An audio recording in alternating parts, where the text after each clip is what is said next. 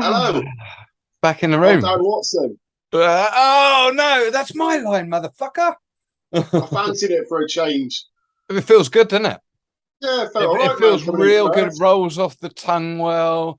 It's got quite like sensual undertones to the Yeah, name. but when you sign it as a signature, it doesn't flow like my name.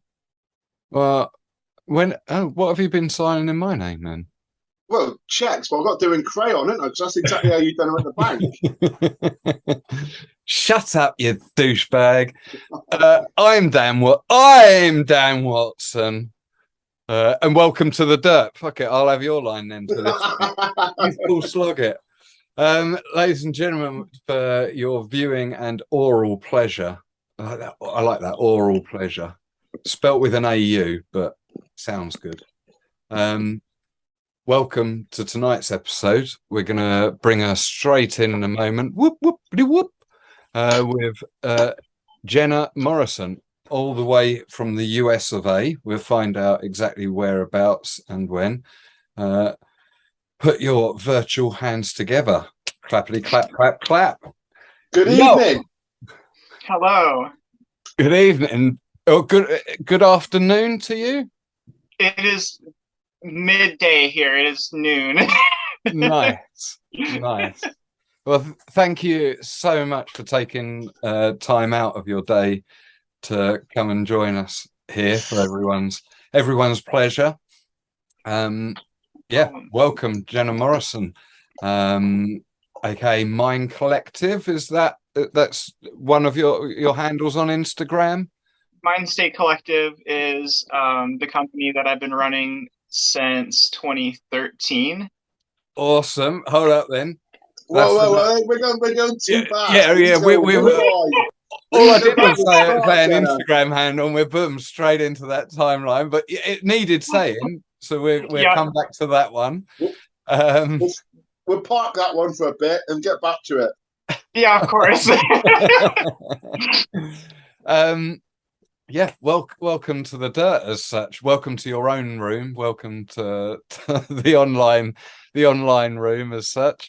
Thank you for joining us. And yeah, I suppose we might as well get down to business. From the US of A, the other side of the Atlantic to us. I'm going to venture and say Colorado as the state. Nope. I actually live in Washington State. Washington State. Oh, every day's a school day, and today is one of those days. So, have you always lived in Washington? Tell us a little bit about your background and whereabouts you sort of grew up and where you're living now and what brought you there. Well, I actually raised a lot of my life in Arizona. I was born in Nevada, but I've moved around a bit. I moved to Washington in 2019, and I lived in California before that. So I've been kind of bouncing around, ping-ponging around there. Yeah. And at what stage in those ping-pongs around did you manage to pick up mountainboarding? How did you expose yourself to this beautiful, wonderful sport? My first time seeing it, I was in middle school. They had boards at my local store, and I really wanted one. I couldn't get one. I ended up with like an XT board for a little bit. So I was doing not anything crazy, but just, like riding down stuff and everything. And then I got more into like skating and stuff like that after that. And in 2013, I found a board on Craigslist, and I had this old snowboard, and I was living in Arizona at the time, and it's complete desert. So I didn't really have a reason for the snowboard. So I asked, is there any way I can trade the snowboard for this mountain board and like maybe like $10 extra? And the girl who had it, she was like, yeah, of course. And it was like brand new. It was a San Diego Speed. So it was like a longboard deck with sky hooks on it. Right. So that was my first board. And skate style trucks on that, was it? Yep. With diamond treads. Nice. classic 3-spoke hubs, I should imagine. Yep. Yep. Oh man, so you've had quite a considering where the timeline you're saying around 2013, you've kind of come through in the same manner as some of the OGs, really, going from skateboarding and stuff to XT setup, and then on to like you say a longboard style thing with elongated trucks or elongated axles, I should imagine, on that, and sky hooks. Go on, Slogs. Good. Were you when you first see Mountainboard? Did you ride with a crew, or did you just see it in a shop and think, I want a piece of that? I saw it in a shop and I was like, okay, yeah, I want that. And then there's like a show like Rocket Power that I also saw it on when I was a kid too. So it's something that I like always wanted to do. And then when I was able to get the opportunity to actually do it, I was like, all right, I'm going to run with this because this is something I know I'm going to love. So you got your board before you got your crew to ride with? Correct. I built my crew up in Arizona first. And pretty much every place that I've been able to at least make like a new rider or two in the sport. So it's been pretty nice to at least have that. I'm still trying to build some more stuff up here where I'm at currently. I have some more people who are getting involved, and one of them actually just bought their first board too. So nice. Awesome. So, I mean, hey man, having a local crew. Slogs is probably my most local rider, an hour and a half to hour and 3/4 away. Beer and maybe is an hour. And I certainly don't consider Dan part of my crew. Beer and yeah, but not Dan.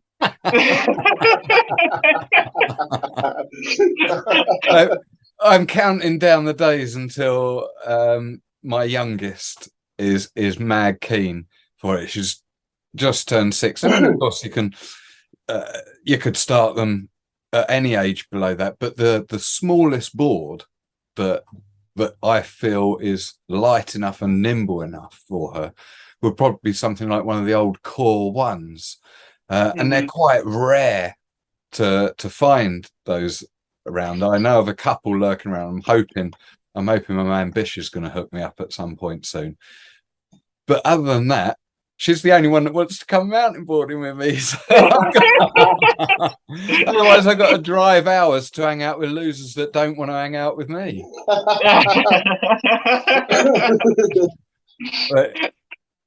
But yes, I mean, are you blessed where you are with like eternal sunshine as such, or do you have winters in Washington?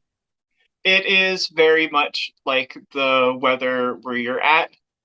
Very rainy, very kind of like dreary. Like we're about to be into like our months where it's just going to be like rain pretty much every day for like the next 3-4 months, probly longer.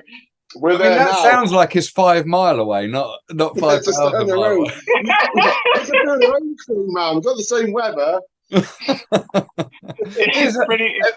For the UK, like America is just this place where it's always sun's always shining, unless you're in New York, and then it can snow. But outside of that, that's it's just all the time is sunshine. So here's me, because I'm thinking, oh man, wouldn't it be nice? Like there's kind of no real off season for you, but like you say, you're heading into an off season now yourself. Yeah, and I mean, assume that it doesn't. There, but it's does it get cold enough to snow, or how far away?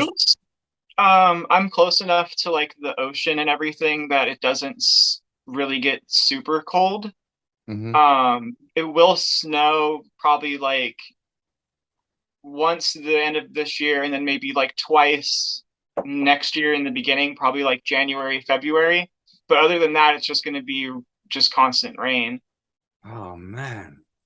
So that may have something to do with a topic that we'll get onto later a little bit with skate parks.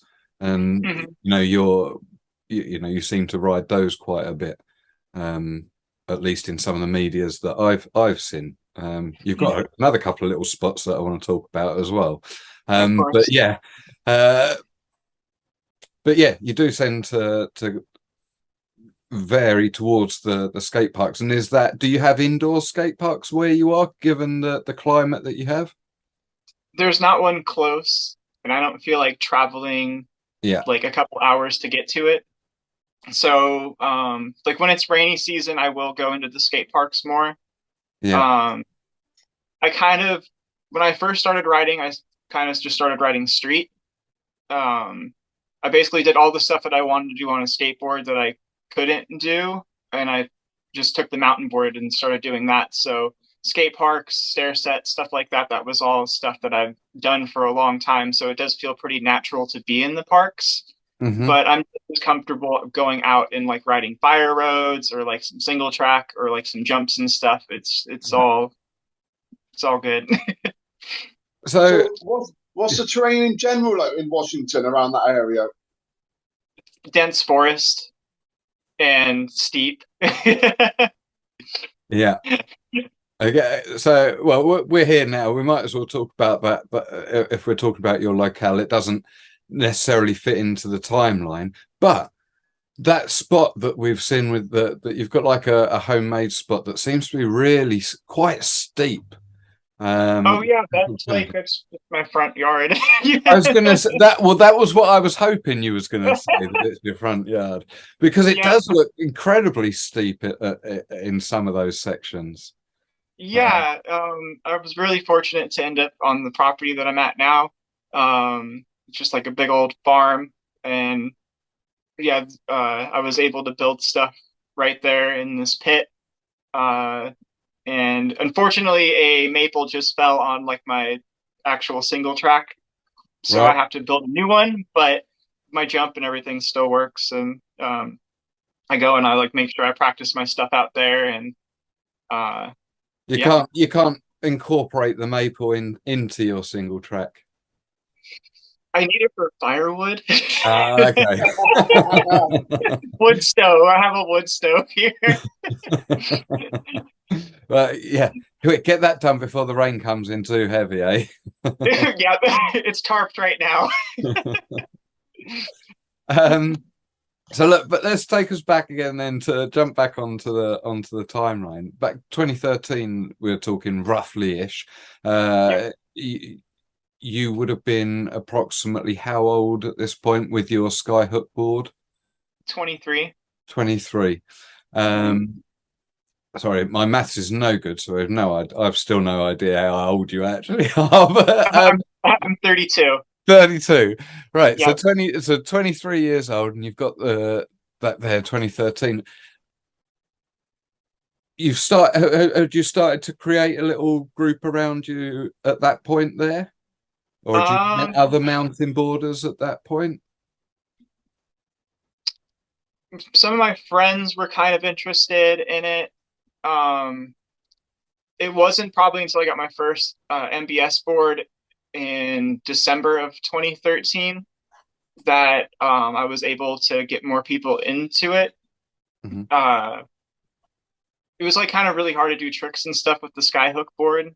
I learned my first backside 360s on that board. And I remember I had to buy like really thick shoes with like a thick tongue on them to try to like negate the feeling of the plastic going into the top of my foot. Yeah. So like my friends really didn't want to ride that board too much, but once I got the MBS, we all kind of shared that for a bit, and it was a Core 95. It was right here. Happy days. That on Matrix trucks there, or Vectors? That one was on Vectors. Vectors. So still continuing on with that little skate truck-esque design there. I mean, my first boards were skate trucks. I think I went through a few of them before the channel trucks came in. But they're super light setup that would have been. F3s or F4s on that, I should think. It was F2s. F2s. with a set of T3s and twist Rs on them as well. Nice, nice. And that board became more inviting to potential riders as such, potential crew. Yeah, so right after that, I ended up buying a Pro 100, the TK2, and then I picked up the Pro 95 as well, the green one, the Retaliation. Very. And both of those boards are lush. Did you have the rainbow one or the hand? Yep, I had the rainbow. Very nice. And how was that sort of transition there from skate truck to the channel? Was that a revolutionary thing for you? Because for me, it just changed the way that I could attack any given terrain. Yeah, definitely with that. When I was riding the Core 95, it was still more like street stuff, and like it was pretty much all street with that. But once I got on the Pro 100, that's when I was like, all right, yeah, I can do like these like long downhill runs and like get the speed that I need for these jumps and everything, and like have that stability too. Because I was like always like the kind of the problem with like the skates trucks are like they're just not very stable. They just kind of wobble everywhere. This is the truth. This is the truth. And so, you know, it seems from formative riding years, you're like really quite freestyle focused, would you say then? Yeah. And at what point did you start sort of taking it outside there? You mentioned doing like, you know, forest tracks and stuff like that. Was that something you aspired to be able to do, but felt limited by the trucks, or what? It was more like not having the spot.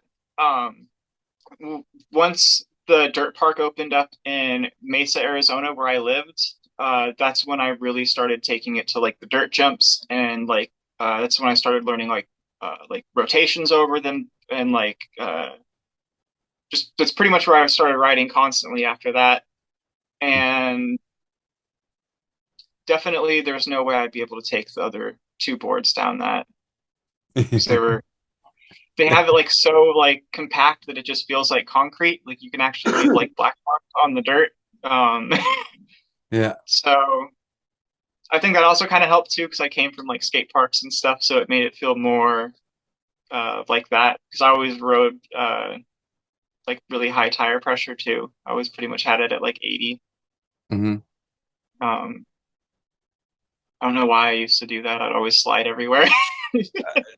To be fair, I used to vary my tire pressures heaps, and I do way more on the e-board, which we'll get on to in a little bit. But with the tire pressures now, to be competitive in the UK, and I'm not.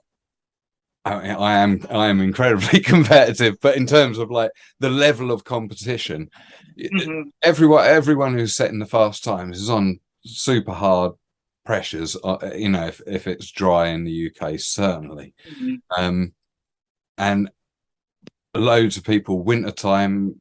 There's quite an abundance of indoor skate parks in the UK, luckily. So skate park riding, you know, you're wanting them super hard as well, aren't you? So generally most people just seem to leave them up. You know, we have quite a lot of pump tracks in the UK as well, and again it's another terrain that is aided by having super hard tires. So 90% of the time you on any given terrain in the UK you're going to be absolutely pumped up to the hilt, so you just get used to it to a bit.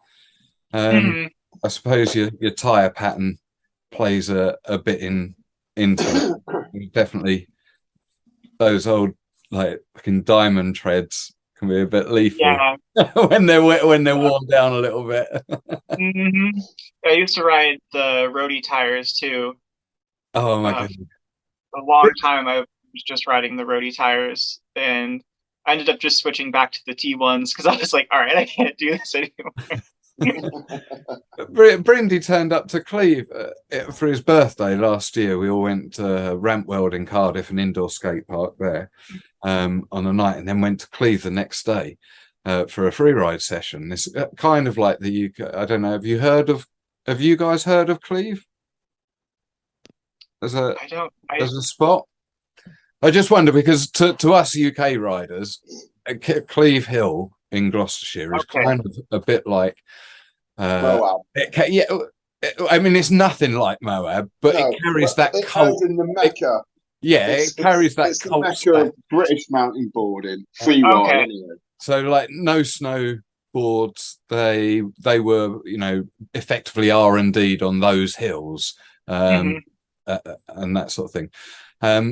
But yeah, Brindy turns up there still on his roadies, and this place, you'll top out there 30 plus mile an hour in sections of it, but then be expected to do like a 70 to 90 degree corner, and of course like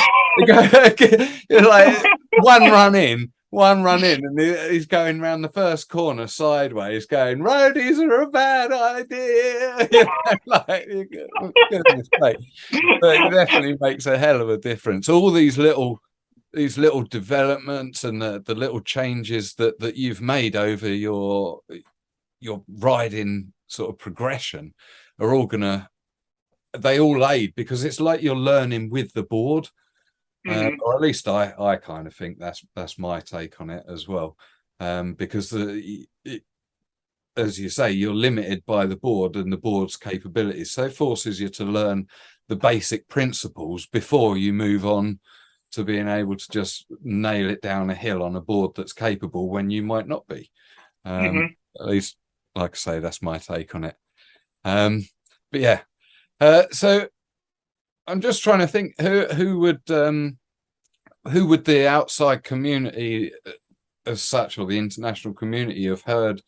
At what point did you start meeting the international riders, or the riders that we around the world might have heard of? Because I mean, I've heard of you because of your involvement with coloradical, and we've certainly seen some of your flips and stuff like that, but you kind of have a reputation for, for want of a better word.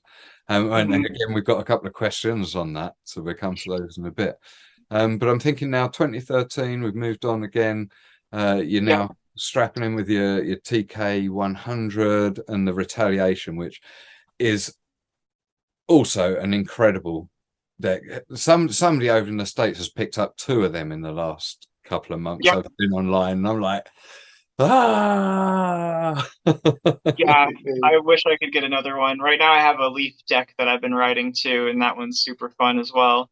Is that the one that's the same shape, or have you got the old Gen 1, or like the Gen 2 black ones? Gen 2, the one that looks basically like it's the same shape as the green one. Yeah. Again, I got outbid on it on the eBay on one of those. But I'm happy it went for a fair price. Hey, look, it's all right. Just because I didn't do that, I managed to persuade myself to get a few new toys. Look at these. Oh, those things are so awesome. I saw the posts about them. Those things, I remember seeing those in the store when I was a kid. Oh, yeah. I think I would have been a little bit older then, and they would have passed me by. But as an adult now, like, well, right. Have the girls asked if they can have a play on them yet? And you've been like, nah.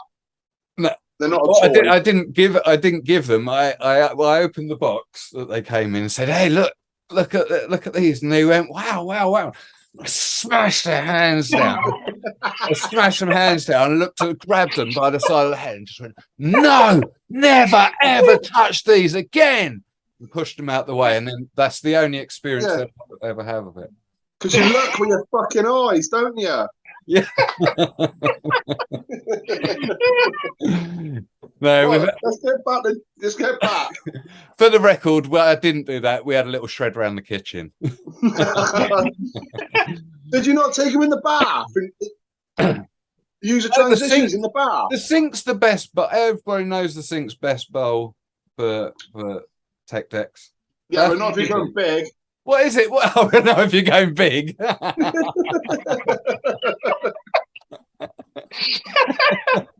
Pew pew. Noise is complete.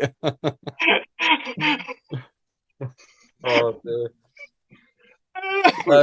Jenna, if you talk, it saves it stops us two idiots talking, so we get more about you. Yeah, please. Please. So 2015 happens. I've been writing then for about like a year and a half. I've been posting a bunch of stuff on Facebook, and people in the like USA community were like starting to like get to know me at that point. And I'm riding the park all day, every day, and Cody Stewart shows up there, and the groomers of the park are like, "Hey, like, have you heard of this rider? Like, they're out here all the time." Cody's like, "What? Like, who is this?" And he actually tracked me down and found me on Facebook and was like, "Hey, I'm gonna be coming into town. Do you want to like ride?" And I actually had class that day and everything. I remember I was like, "I'm not going to class. I'm gonna go ride with this other mountain boarder." And so we're riding together. And he was like, "Hey, there's this competition in Kansas at the end of the year. You should go." And I was like, "All right, well, I gotta go." I was living with my dad at the time, and now this is I think it was late August or early September. It was Chaos in Kansas. It was the last one that's been at the Jewel. I get there. My dad kind of wanted to see what was up, so he ended up driving me out there. Like we drove from Arizona to Kansas. How big a distance is that for the UK listeners? It took us 2 days to get there.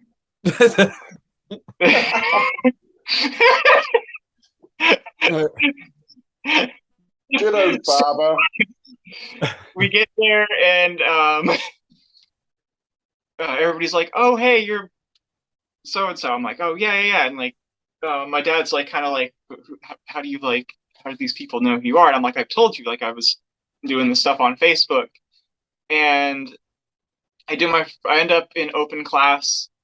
I do my first border cross race. I ended up getting disqualified, and then I did freestyle, and I ended up taking first place in open class for freestyle at my first event. Right. Nice. That's where I met. To be ignored though.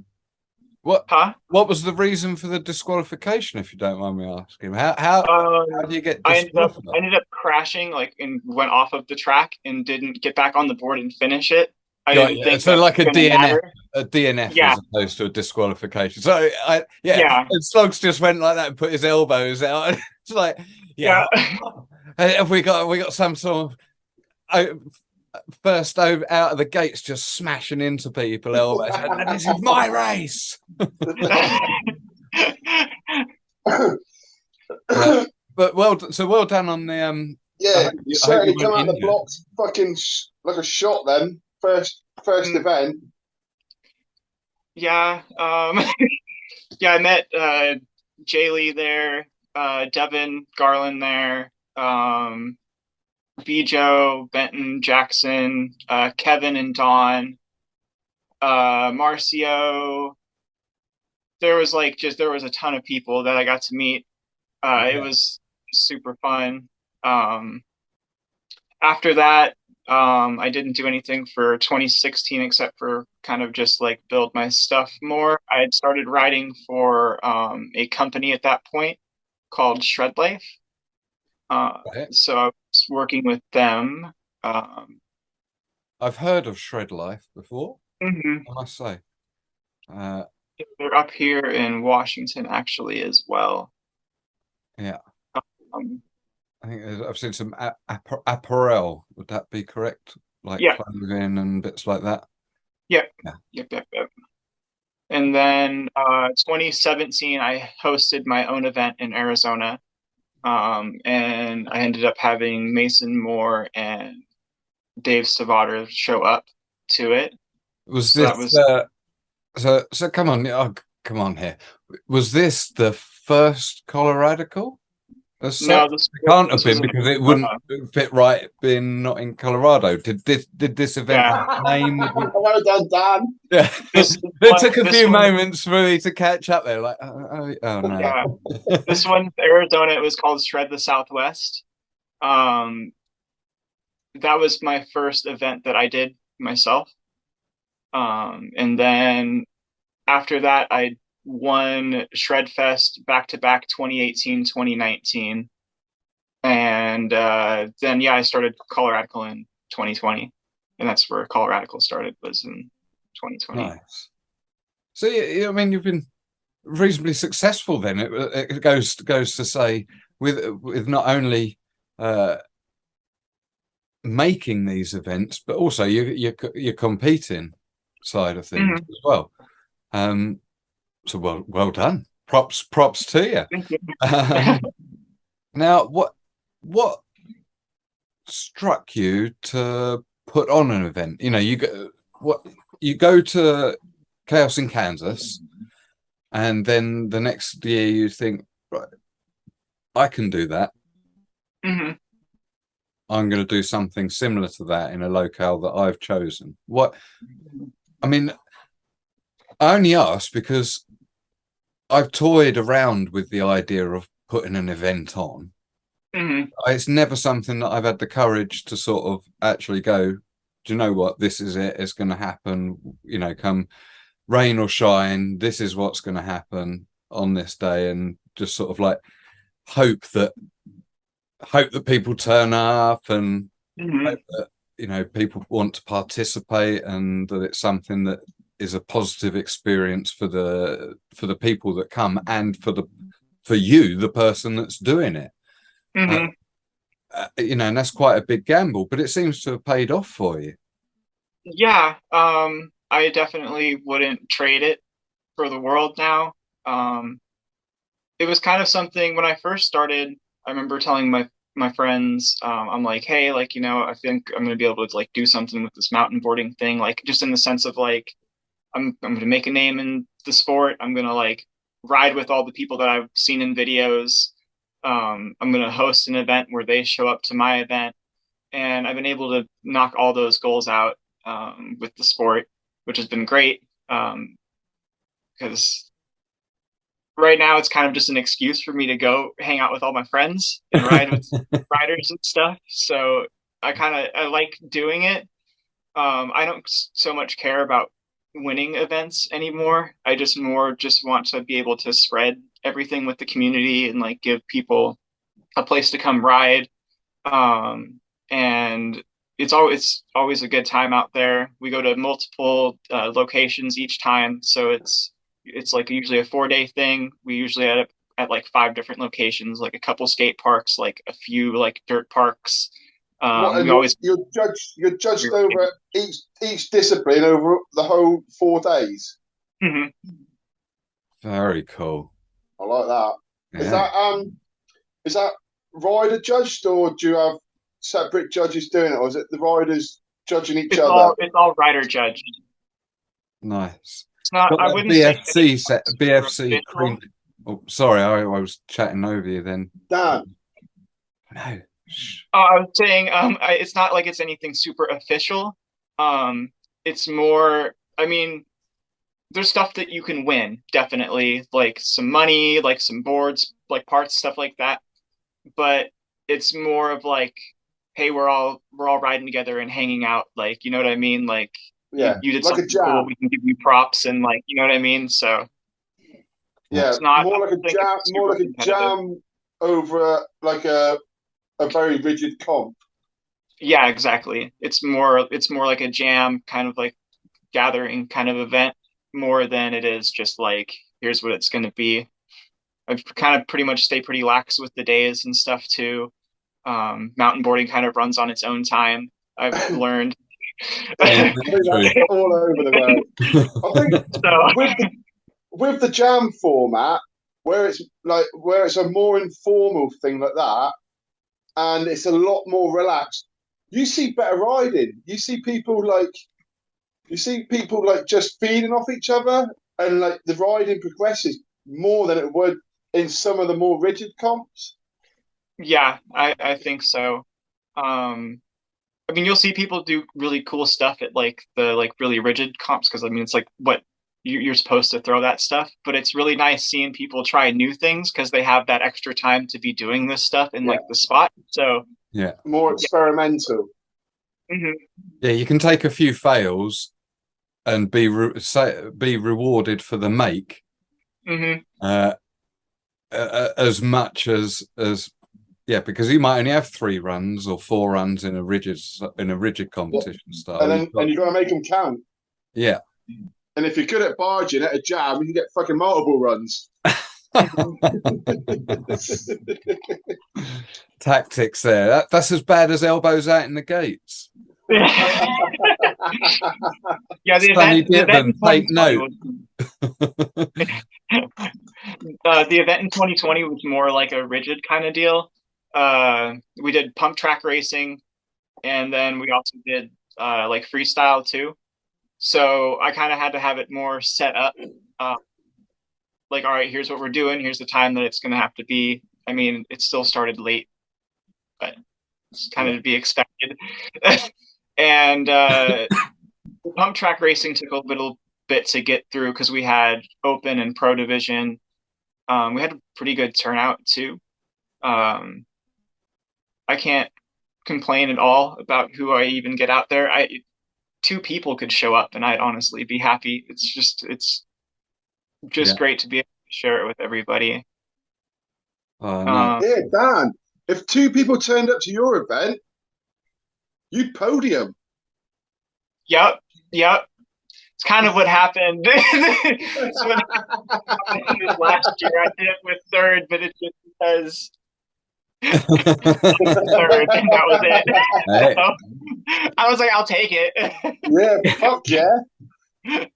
Is it? Yeah, like 2022 was way more laid back. 21 was also super laid back too, and then this next year is going to be pretty much the same. But there's going to be extra stops happening because it's going to actually be a tour that we're doing this next year. So it'll be Colorado first, and then it'll be Montana, and then Arizona in December. And there might also be another location that we might be announcing. So it might be 4 events that are going to be a series to go collect your medals, and whoever can collect all the medals together can move the whole thing. So got like a championship ring or something. Like, you can make quarter medals and then just join them together. Look for them together. Oh, oh, there's ideas are endless with a tour. That was certainly the thing back in the day with the ATBA championship, like back in the day. It was a 4 or 5 stop summer tour around the UK, and obviously you get individual medals at the stops, but then at the final event, like the blue ribbon event as such, was a prize given. I think we had shields given out as opposed to medals for the overall. Which I wonder, for the first time, interestingly enough, next year's World Mountainboard Championships in France, there will be the 3 disciplines, although albeit over 2 stops, same event. The Triple Crown will be up for grabs, so there will be an overall freestyle, free ride, and border cross world champion crowned, which hasn't been crowned for a good few years. Matt Brind in the comments below, when was the last time a Triple Crown world champ was? Because I don't know. Remember. So yeah, going back to your stops there, have you've pre-prepared all these stops, you've pre-ridden them all? what's in store for the riders over the next few years, and is there a timeline? Like when is your first coloradical stop? The first coloradical stop is going to be if I can get the date right, it's June 22nd to the 25th, if I remember the dates right. That'll be the first stop. The next one will be Montana. Basically, so Thomas out in Montana, he had the Montana Big Run event last year. So, yeah.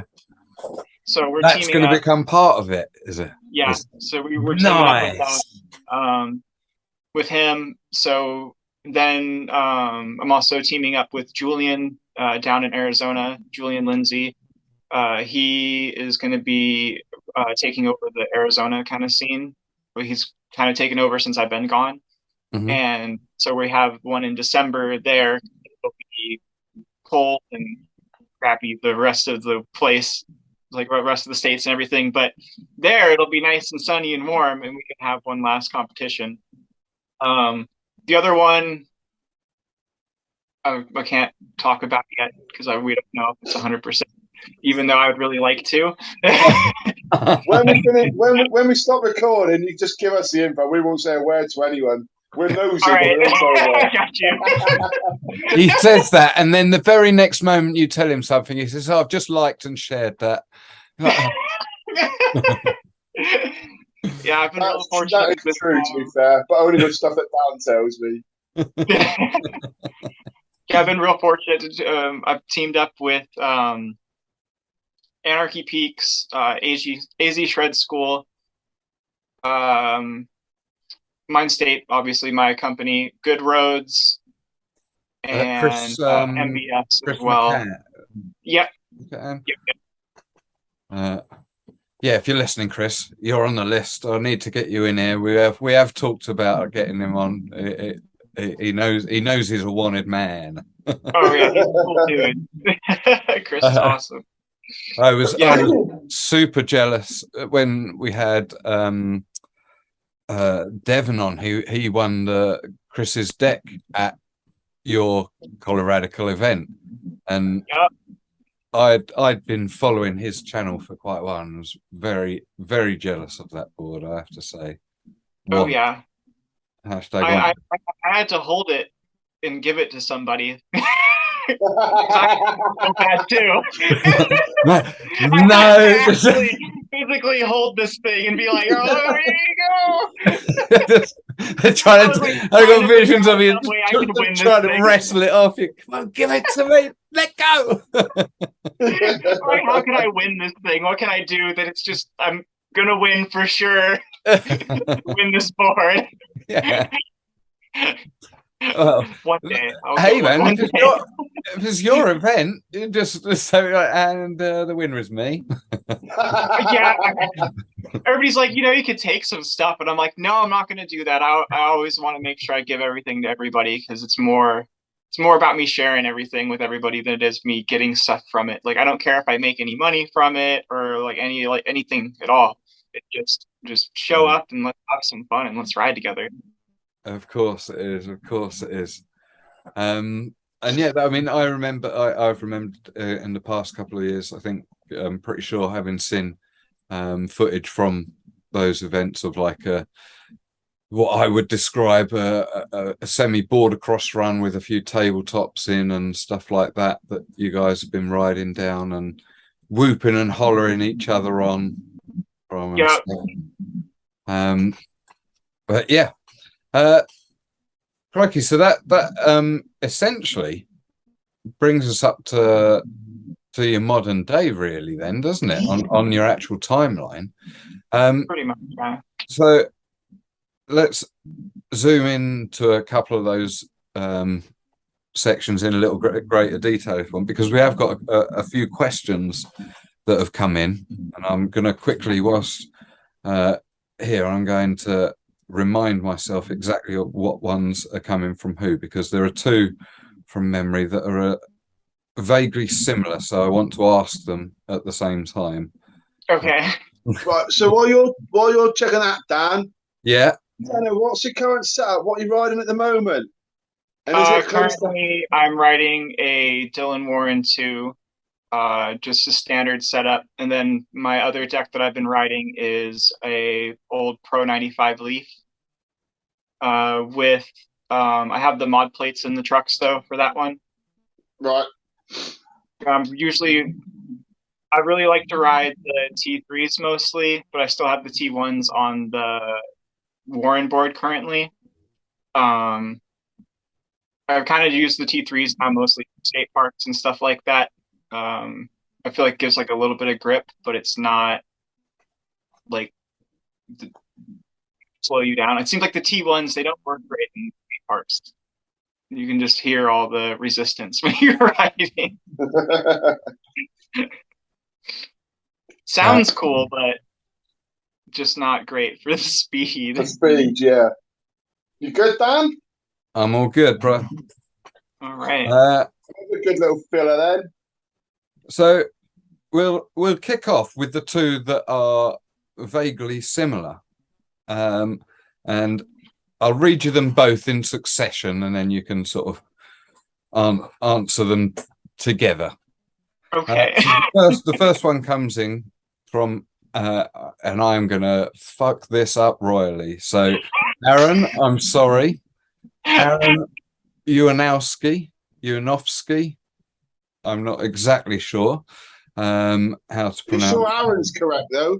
Aaron is definitely correct. Aaron is correct. I know who he's talking about. The owner of Anarchy Peaks. Okay, there we go. And he has asked, Jenna, your Misty Flip.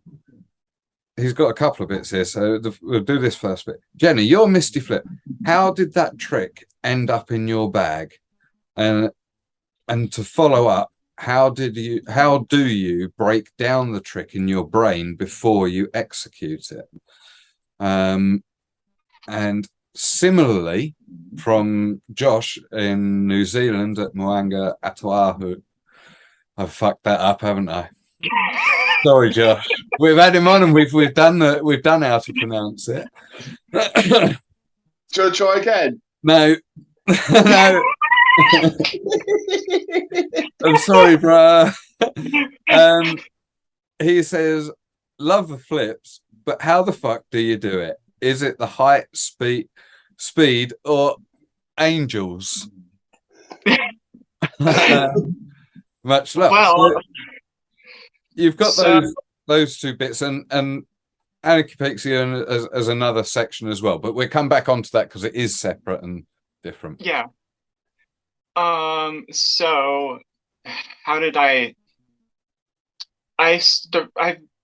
started doing switch like cartwheel flip 180s like over jumps, and I realized going up a quarter pipe that I would cartwheel the same way.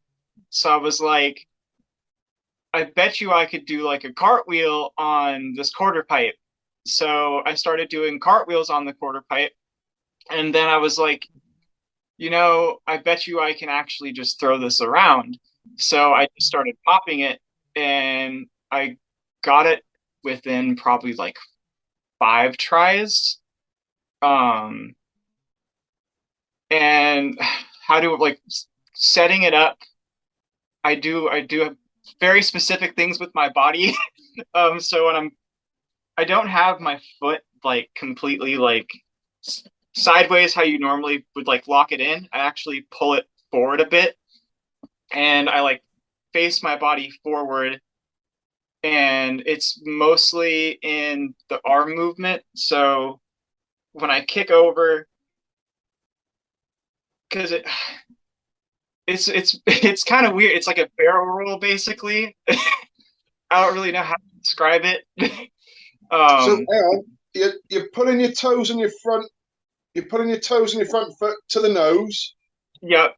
And then straightening your body up, opening your body up at the front as well. So let's say I'm sideways, I'm pointed this way, and then I throw here. So it's all just right here. and then I end up tucking in, and that's what gives me that sideways rotation to land back into the fakie. And I mean, can you do handstands and like basic gymnastics anyway? Yeah, I can do like front handsprings and all that kind of stuff. And so I kind of, it's like, I bet you I can bring this to mountain boarding, because I didn't really see anybody else doing stuff like that. And I was kind of I like, mean, well, we've seen a few we've seen a few hand plants over the years, but that what you're doing there, because you like you say, you not only do it on a quarter pipe, but you can do it over a tabletop as well. Are there any other variations of that? Can you do it like, so is that a front side or is it backside? And if whichever way it is, can you do the opposite way? That's a the one on the quarter pipe's backside. The one I'm doing over the like tabletop stuff like that, that's front side, but it's switch. Those ones. I can't do any of the cartwheel stuff the opposite way. You can't. Okay. Can you do them in regular though? So like you say, that one's in switch. I can't do it regular. I can only do them.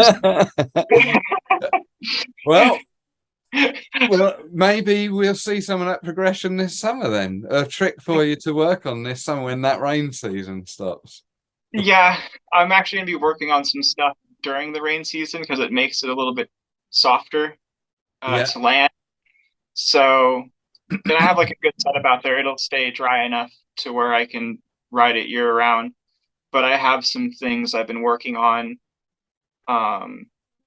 some stuff that I've done prior that I haven't done in a while that I'm trying to bring back to. I've been reworking on Miller flips with grabs involved too. Miller melons and Miller nose grabs. Very cool. I'm trying to do is always made better with grabs in, is it not? Yeah. So you mentioned about your setup there. Let's focus in on that a little bit there. We've talked earlier that it's quite a steep terrain that you have in your current yard, but what does your backyard setup consist of? 2 trails and basically like 2 jumps, and that's pretty much it. It's just very basic, just so I can just practice some stuff. It's really all just so I can bring it out. You can't say it's just that. It's pretty basic when it's yours and it's in your fucking front garden. It's like, pretty great. I like it. Exactly. But... It's in your fucking front garden, man. It's fucking amazing. The front of my house is a road, and the back of my house in the garden is just concrete slabs. Yeah, and there's gardens there. Yeah, I have that there, and then if I drive like 3 minutes from my house, I have like a few miles of like fire gravel roads that I can hit too that are right here. I have like dirt jumps that are by my house as well. I like live out in the middle of nowhere, so it kind of worked out because I have these. So without a doubt, it certainly has. Let's nip on to Aaron, aka Anarchy Peak's other questions there. And his other one says, have you ever shredded the slopes at local resorts in the off season out there in Washington? And do you think insurance plays a role in resorts' decisions to keep mountain boards off their mountains? So is it frowned upon? Is it frowned upon where you are then to ride in the mountains? So, in 2018, I actually won the event at Crystal Mountain. It was a free ride event where we free rode just like a ski slope that was, just bare, nothing on it, just,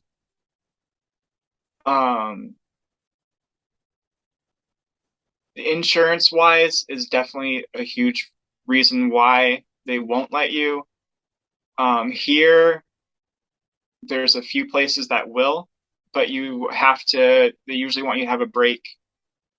You either have to have like a board leash or heel straps.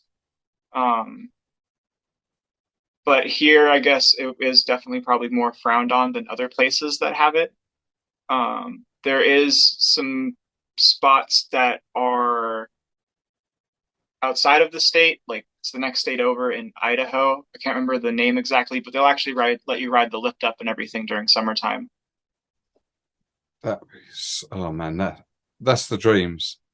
Yeah, I've videos, and I was just like, I need it. I've been lucky enough to live in the snow resorts in France in the summertime, and we have certain lifts were open there, and it is the absolute dream. Absolute dream. Yeah, I was absolutely savage when we went to the Ben Nevis range, Dad. I was so looking forward to going on those gondolas. And they were close to the high wind. I was like, no. Well, yeah. Yeah, we got to take the gondola up at Crystal Mountain in 2018. They let us go all the way up, and it was 7 miles of trail down, and we just shredded down that. It was great. Well, luckily, the gondola was closed, but we had the electrics, so we rode up and then come back down. So it wasn't too bad, was it? It wasn't too bad. It was freaking amazing. When you're doing Big Mountain, though. Mm-hmm. I'm not hearing any mention of brakes here. Are you riding the 7-mile trail with no brakes? Yeah, I don't do brakes. I'm assuming that is that just like dusty, gravelly roadways, sort of like a decent width, because that's a decent length to not encounter some really steep stuff. It goes probably like 3 boards widths to like just single track in some spots. It's here you kind of have to like watch out for like blackberries, stuff like that. So when it gets kind of hairy up in the mountains here, just because of the thorns and everything. Yeah, everything's super dense. Like it's so dense. I try to stick more to like the access roads and stuff like that you would use like during wintertime and everything. Yeah. But I'll do long trails like that, no problem. But I've never had brakes, and I don't plan on getting brakes anytime soon. So the mountains, you're saying about having insurance to ride the mountains there. Yeah. Is the mountain owned by, say, a person or a company?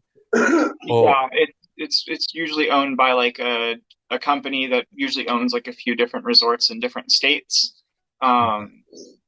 So you want to go talk to like the manager first of like the whole area. And then usually they want like a really, really big insurance policy just in case anybody gets hurt. They also make you have like waivers and stuff that everybody has to sign just in case anybody does get hurt. And there's no way of piggybacking off the mountain. I mean, I assume that mountain biking is a thing there. Yeah. Can you not piggyback off of that insurance and waiver system? They still usually want insurance. That's like one thing I've ran into problems with even the coloradical events is finding places that will let me do it without the insurance because the insurance is super expensive. Yeah. The the mountains are just really, really, really hard to try to get something at. They will come up with anything possible on why you can't ride there.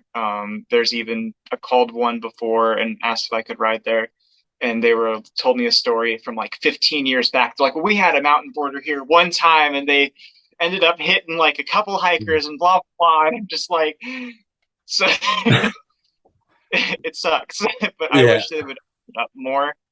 It's just I mean, it's a struggle. We feel your struggle because there are plenty of mountain bike places to ride over here. Yet because they're privately owned and because their mountain bike insurance is specific to mountain biking, that's not to say that non-specific insurance isn't available, because it is. But because theirs is, they're like, no, it's not worth us changing it. You know, what's it going to get for us? You know, the places that you see that are private in the UK are generally people have sort of been given a blind eye. Oh yeah, come on this day and this time, and you know, have a ride here when it's shut, or that sort of thing, or you know, when it's a quiet session. So I don't know, it is a crying shame. I mean, we can get personal insurance in this country, but it still doesn't satisfy most places sort of requirements, and I'm assuming the same in over there. The policies here, they want like a minimum of at least $1 million, and I don't have like just like a few grand to just drop on that.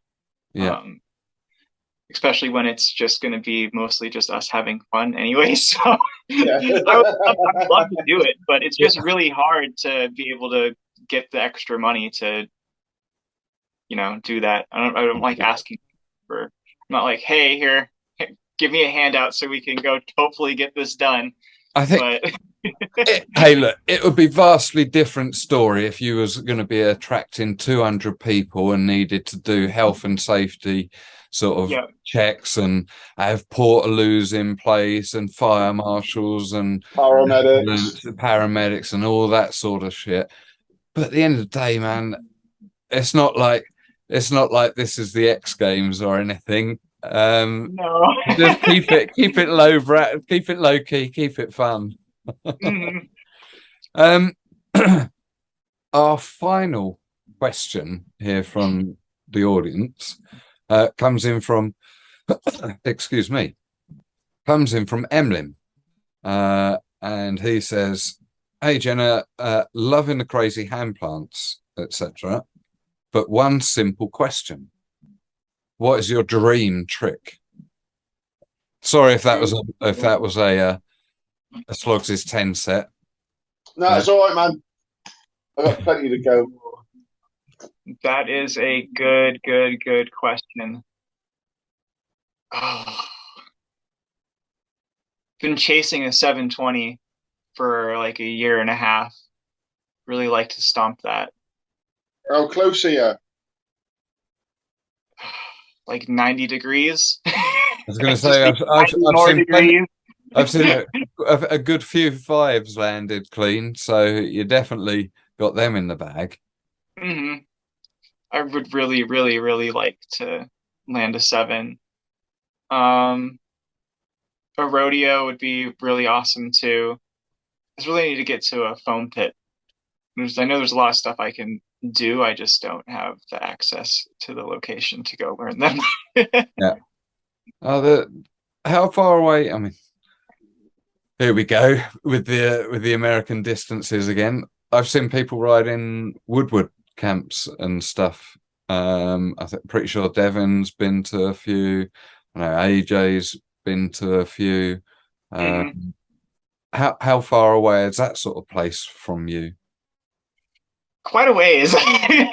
We're probably the ones down in California are probably a good like 13-14 hours away. 19 hours to get to Colorado from here. Shit the bed. It just blows your fucking mind, doesn't it? It really does. Like Not you even go you from- go that far either. Like when you look at it, it's not that far. like from the bottom to the very top of the UK, you can do it in a car in 11 hours at a push. Maybe 12. Yeah, you man. reckon, Dan? If you got your foot down, you could definitely knock a few hours off at 12. But you So, would yeah, to do it 10, 11 comfortably. hours from the top to the bottom of the UK. That's your done. If I'm in California, I can drive 12 hours and just still be getting out of California. Oh my goodness. It's fucking batshit crazy. Batshit I crazy. know. Well, look, we're knocking on time here. You know, this is absolutely flying by. I'm sorry. My cheeks are hurting from smiling so much. Slogs, have you got a 10 set there? Yeah, man. Right.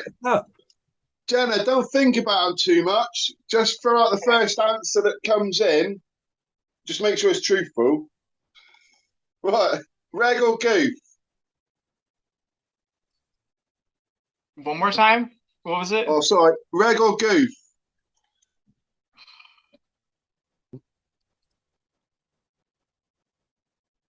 Regular or goofy? Oh, I'm like goofy. Goofy. Yeah. Is that when we do Misty flips? Right. Free ride or park? Ooh. Free ride. Border cross or freestyle? Freestyle. Favorite trick you've seen someone else do?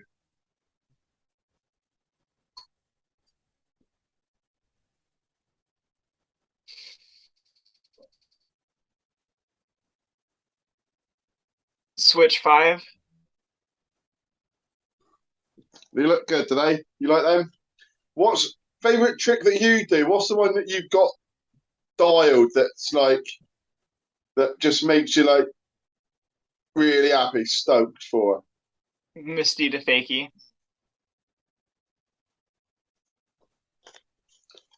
Who's your favorite rider?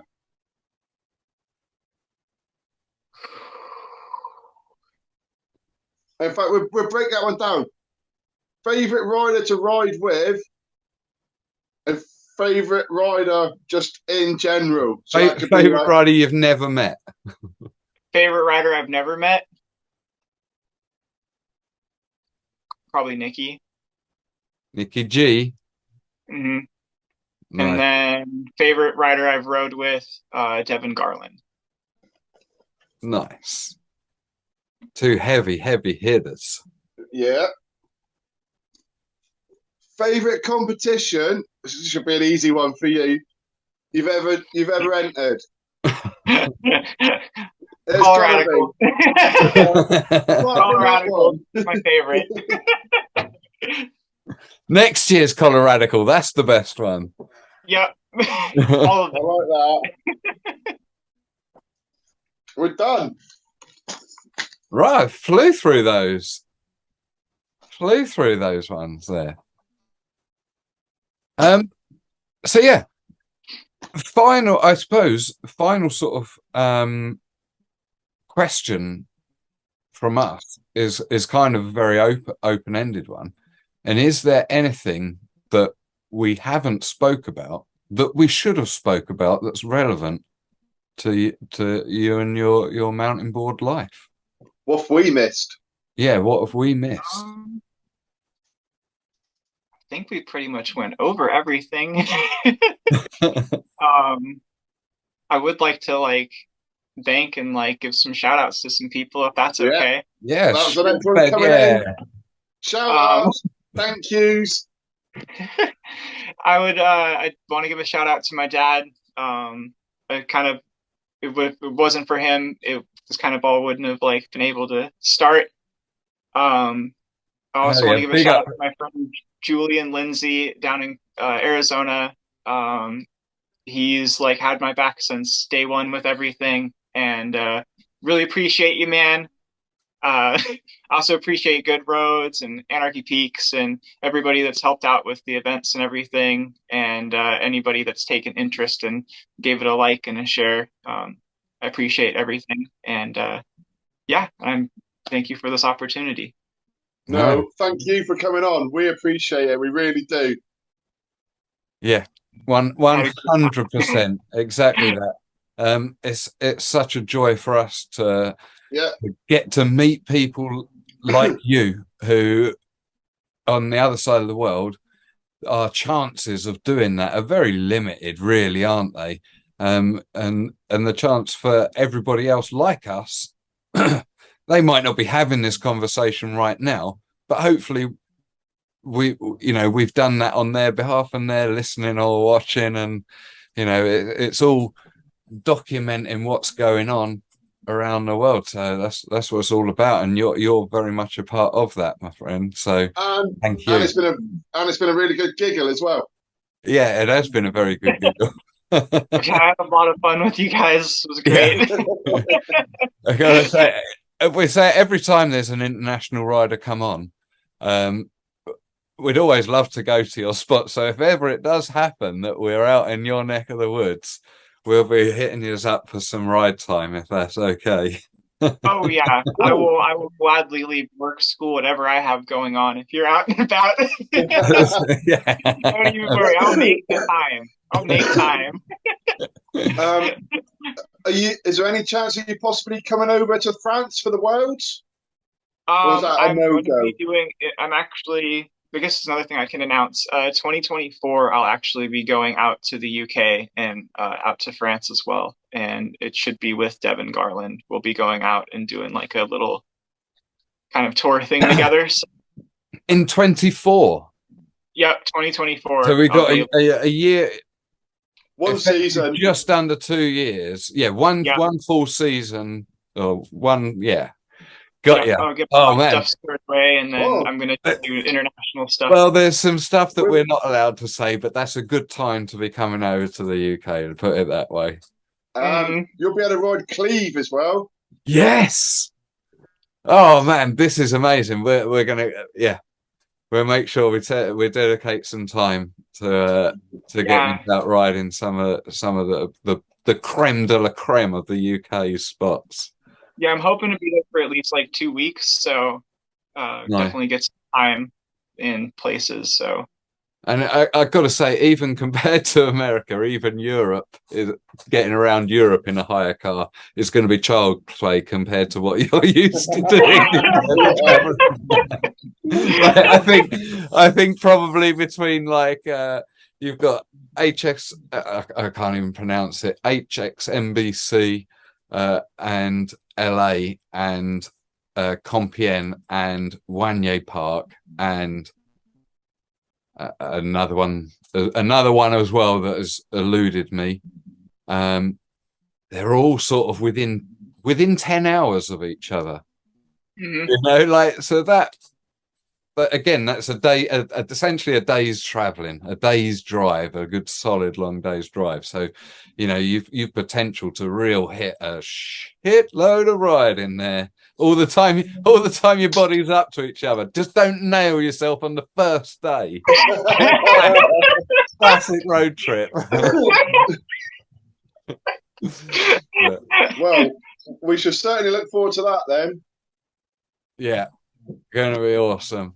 Excited. Perfect. Again, Jenna, thank you for your time. We're going to sign off here. That was a decent end to the episode as well. A little bombshell like that. I like that. We'll catch us all on the flip. Peace out. Thank you very much. Really appreciate it, Jenna. Have a great night, you guys. Laters. Way aye, man. That was dead canny as out that like. Cheers for tuning out to listen. Now, before you gan yem, don't forget, if you want to keep getting doing with the Dorty Dort fun, like and subscribe. Get amongst it. Shy Ben's getting out.